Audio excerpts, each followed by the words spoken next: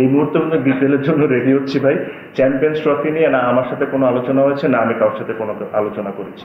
এই মুহূর্তে national team নিয়ে আমার মাথায় কোনো চিন্তাধারা নেই। যে জিনিসগুলো আমার কাছে মনে হয় যে টুর্নামেন্টটা was a very good initiative, but I thought it was too long. Because আপনি একটা জিনিস মনে রাখতে হবে যে ডোমেস্টিক প্লেয়ার যারা ছিলেন ওরা কিন্তু 2 মাস ধরে 4 ডে ক্রিকেট খেলছিলেন।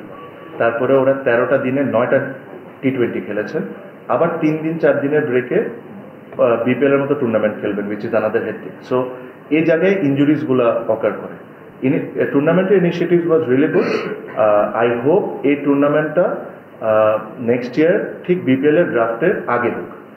তাহলে হবে কি, তাহলে বিপিএল এর ফ্র্যাঞ্চাইজি যারা আছে ওরাও দেখতে পারবে যে who to pack and who to not to পেক।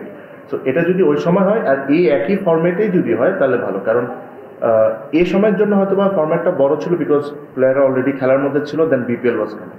বাট যদি এটা ধরেন লেটসে সেপ্টেম্বরের দিকে করা যায়, তখন এরকম 7-8টা ম্যাচ 9টা ম্যাচ অথবা 13 দিনের জায়গায় 20 দিনের যদি 7টা ম্যাচ খেলা যায়, তাহলে আমার কাছে মনে হয় this is a very good initiative. So you have to give it this to the board.